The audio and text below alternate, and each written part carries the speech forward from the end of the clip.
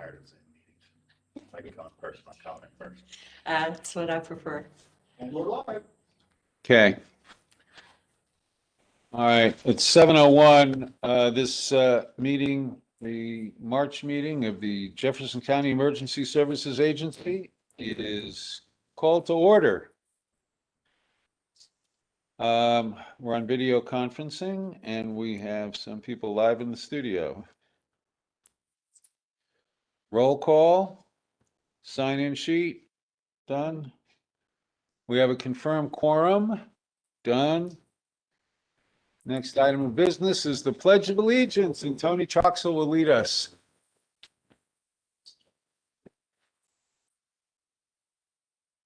Pledge allegiance to the flag of the United States of America, and to the republic for which it stands, one nation, under God, with liberty and justice for all. Okay, thank you very much. Mr. Morgan, have you signed in? Welcome to the show. All right, so we have, in addition to the people in attendance here, we also have Dr. Treese, we have Nathan Cochran, hello, doctor, and we have Josh Stillwell, who's a board member, voting member.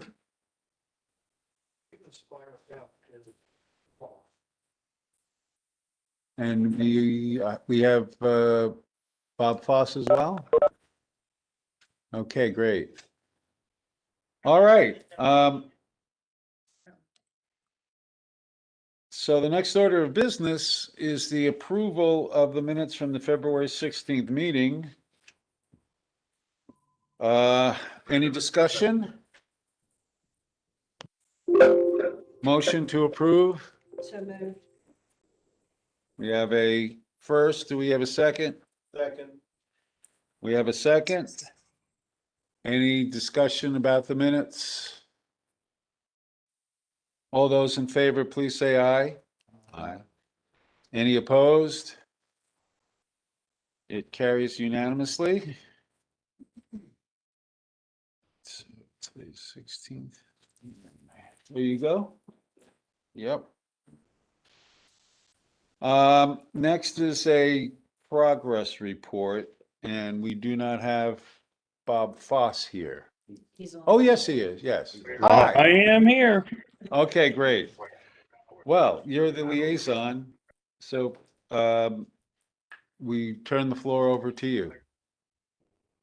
Don't have much to report. We're still waiting on the findings from the fire commission. The fire commissioner or the fire marshal? Well, it went from the fire marshal to the fire commission. And we're waiting to hear back from them after their meeting on the 4th. Sounds good. All right, so that'd be April 4th? Yep. Okay. Thank you very much. Next, we would have the treasurer's report with Craig Simpson, assisted by Director Alan Kaiser, and Mr. Simpson isn't here, so Director Kaiser, please. Jefferson County Emergency Services Agency financial summary for FY21, which runs the period of July 2020 through June of 21. This is through the month of February. Through the general fund allocated and the ambulance fee, it's $3.6 million. In the general fund, there's $744,094. Payroll, $47,982. The ambulance fee, $540,245, and the mortgage, $138,445. And again, the average or the annual mortgage cost is $81,000, which is not included in that, as that comes out of the impact fee budget. Looking at what allocation funding, the 3.6, and year-to-date spending, we're at 64%. If you go down to the measuring stick here for the year spend, we're at about just below 64% of the funding at this point. We're running at about $56,000 under, which is very good at this time of the year. Looking at the labor wheel, we look at the labor wheel. We had one holiday, which is MLK Day, and we had, which is allotted at 2%. And we had, on the overtime scale for holiday was 2%. We had, one on personal leave, which amounted to 3%. And, alternative duty, which was, at 1%. The great thing is that we have dropped from 3% last month to 2% on regular overtime. This is below where we want to be, exactly where we want to be, below that 3 mark. And as we continue to be frugal with the budget and watch our dollars, that's where we want to be as we move forward the remainder of this fiscal year. That's the budget report for today, sir. Any questions, concerns, discussion? Motion to approve, So moved. second. Second. Second.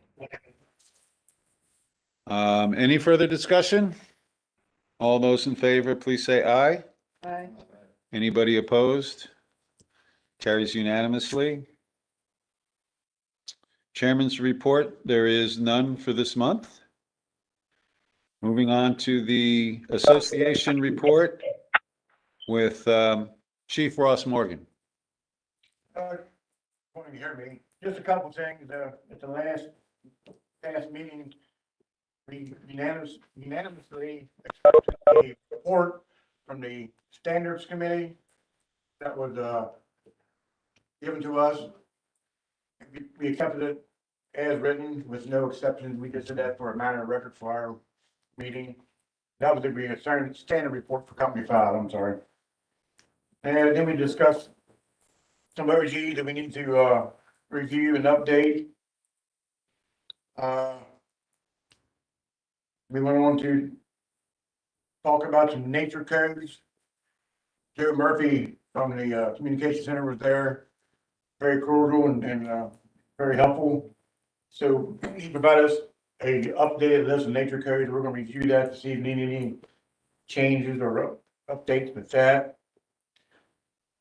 And Stephanie Grove was there, reporting that they're still waiting for confirmation or email from Spillman for I guess a price for the contracting service to help install the response plan. That is very disappointing to all of us. Because this has been going on almost 4 years now, and $70,000 and still no response plan, and it just goes to show you the trouble we've been fighting for forever. And I think that was just about it. I have a question that maybe you or Mr. Foss could answer regarding the standards report for Company 5. Yes, sir. Is there any, so you accepted it, but it was what? Yeah, I apologize. It was a positive report. Everything came back very well. They met all their requirements as far as the association of OGs, as far as equipment, record keeping and things like that. They met all that. Very positive. Okay. Elliot, if I Yes. recall correctly, I sent a copy of that in the documents to everybody. It should be in your email from the last bulk email I sent to everybody. Okay. I do have your email, and I assume everybody else does. Okay, so then what we're waiting on is the State Fire Commission. All right, any other questions for Mr. Morgan? All right, so that concludes the association report. Next up is the director's report. Director Kaiser. All right, thank you. I only have a couple things. The Jefferson County Tuberculosis Association, grant request was submitted March 5th, 2021. We received word yesterday, that the grant was approved and accepted. And we will be receiving, a donation, check from them, tomorrow at JMC at 2 p.m. So if anybody wants to attend that, that's with all safety precautions in mind. And it will be held on the first floor where you check in at the main desk for the hospital.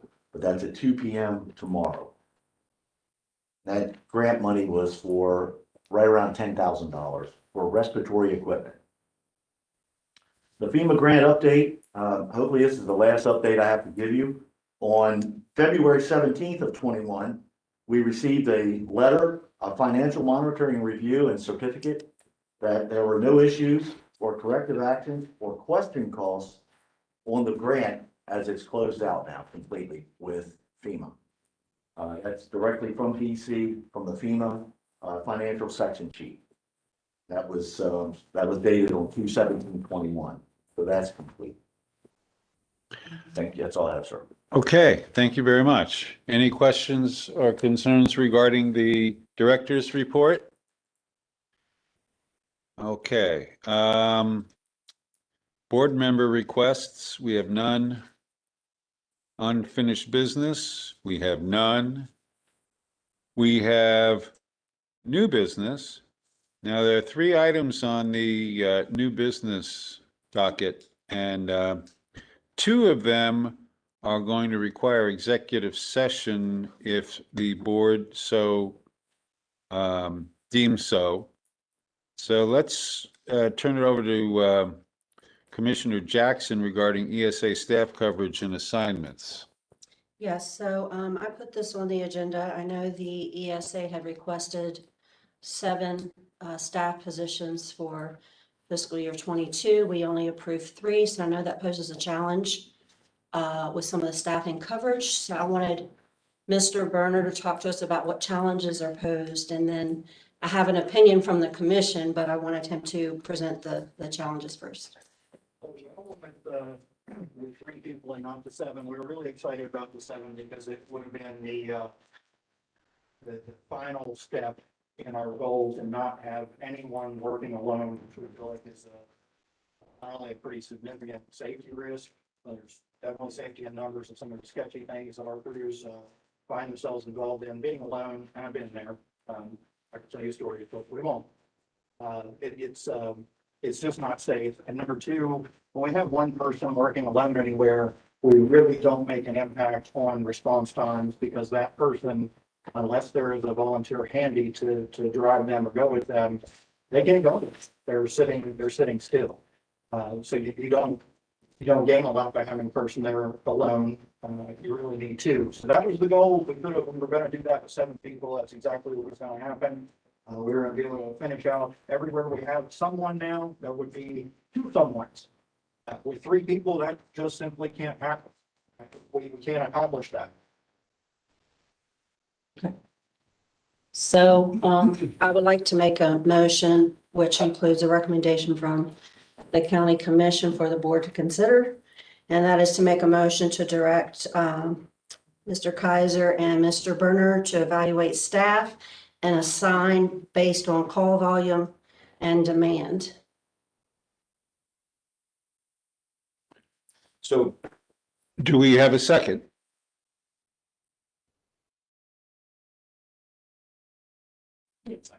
I know. Do we have a second? I'll second. Okay, so we have a second. Now, any discussion? So when we talk about, are we talking about assigning a 2-person team to a particular station or area within the county based upon the needs that have occurred historically through that area of the county? I will let him speak to that, but the commission felt strongly that the assignment should be based on call volume, the most calls coming in at the predicted areas throughout the day, and then the demand for staffing based on that call volume. What I took from what I heard of the budget workshops that were, whatever I am particularly thrown out there as someone that needs to make some changes in the way he does things. It was a concern that we have staffing at stations that don't have very much call volume. And I'm assuming this is an extension of that conversation. It is true that we do have single people at places that don't have a whole lot of volume. The I guess the way staffing has come about in all of these stations is that there was a sort of everybody gets one, and then we add on from there as to who needs more. And to be honest with you, I don't think there's been a whole lot of planning going back, and Chief Morgan could probably tell us better than what I can remember, but I don't think there's a whole lot of planning involved in where the staffing that we're getting was going to go. I mean, we've always gotten less than what we asked for, and then just trying to fill in gaps with it. So this year's an example. We know we need 7 to accomplish the mission. We're not going to get 7, so then we throw these 3 and it's still be short. Likewise, I think as stations have developed, I don't know what was involved in that process, and I was certainly not making operational decisions at that time. I think the understanding was if you build a station, you get 1 staff person at least, and then we figure out what else we get you from there. So that's always been a premise that we staff by. So I guess from my understanding, and we all wish we could always get exactly what we want, and we know that's not always gonna happen. I guess, just like the county commission says, I think I agree with, is we need to place the resources that the citizens pay for in areas that they can do the most good, rather than spreading them evenly throughout the entire county and not getting those talents utilized more, I should say. You know, just to throw out numbers, if Station 1 has twice as many calls as Station 2 or 3 or whatever else, then we should look upon utilizing staff, those people that we hire, to get the most out of them, not to say, well, we have somebody at every station because we want to be nice to all the stations. We need to utilize our folks in the best way financially for the citizens of this county. If I could just say in my defense that I serve at the pleasure of this board. Right. And I served at the pleasure of, I don't know how many boards prior to this one, and directors that worked under the direction that I had. And I'm, I'll do whatever you want. But, Right. No, I don't think at all that you should, not for me, that I'm saying that you're not doing your job. I just think that we need to come as a board and make a more focus on how we are using our staff, not for the benefit of every station, because there might be stations who aren't utilizing enough. I don't know if that's the right word I want to use. We need to use our people the best we can and get them out on the street doing the jobs that we've hired them to do as much as we can. Yes, sir. Most Can I make a efficient. comment? Yes. Yes.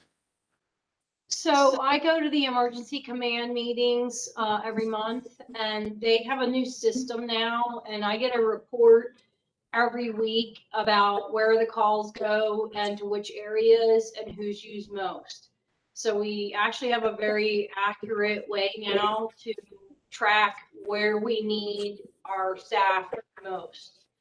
And I can share that with you guys, but it is a new tracking system, and I think it would support the decision to put the staff where they're needed most, or they're going to be most utilized. Is that being shared with Captain Berner, who's the person who generally does the personnel allocations? I don't know if Bob's getting it. I've only gotten it the past couple of months. It's relatively new, but I think that it would be relevant in this situation. It sounds like it. Who's publishing this data? It's Jeff Polinsky. Okay. I go to their meetings every month, and this is a new, they switched over to a new program that it's able to track this, and he's giving me a weekly report. So this could definitely help to justify utilization of staffing throughout Jefferson County. Dr. Teresa, is that the report you get is the call volume for each station, certainly the time of day, and, I think it even has call types and what have you on there. So we're actually It getting does. there. Yes, yeah, we're getting that. Yes, once a week on Mondays, it's automatically generated out. You're right. Yes, so you're getting Okay. that report too. Okay, I just wanted to make sure you guys were getting And that that's, also. that's coming directly out of CAD. So, It's coming directly out of CAD. Okay, and that's part of their upgrade that they've done. They've improved that. So that's just in the last couple weeks. Yeah, I just wanted to make sure that you guys had that access, and if you didn't, I would have given it to you. Thank you. well, that'd be great. Thank you very much. Hey, Elliot, Yes. when we had a conversation, was this one of the items that we ought to go into executive session about? No. Okay. Well, I am opposed to the board directing and guiding Captain Berner and Director Kaiser on where to place staffing. So we voted. On the, But isn't that what Captain Berner already does? Yeah, that's why I'm opposed to giving him direction on what to do. I want him to take care of that. That's his job, not our job. Well, I don't understand the issue here. Can you explain? Well, because it sounds like we're trying to direct or tell Bob and Alan where we should put personnel. Bob No. tracks this stuff extremely well. He knows what he's doing. I support Bob and his actions and capabilities of dispersing staffing as required. Well, But if the staffing been historically placed, well, he just made the comment that everybody gets one. Well, maybe not everybody needs one. So, but here's the question. Elliot, you pay taxes on the mountain, correct? I pay taxes. Okay, we're gonna pull staffing out of Station 5. Are you okay with that? Period, end of conversation. Probably not, Well, right? Bob, what I had actually said was that Captain Berner is the person responsible for personnel allocations. That's what I said. Yeah, So, and I and agree. this isn't about telling Bob what to do. It's simply about providing him with data on which to base his decisions. That's all. Bob tracks this data better than anybody I know. Well, thank you, Mr. Foss. If I could jump in here. I actually do, if we're gonna have a shift in any of the priorities, I mean, the board's gonna have to give me a general direction, because if you remember last year, the board voted and approved our staffing sequence plan. So if there's gonna be a shift in following that plan, I'd have to have the board's blessing, and what I'm hearing is that the board would like to reconsider the prioritization.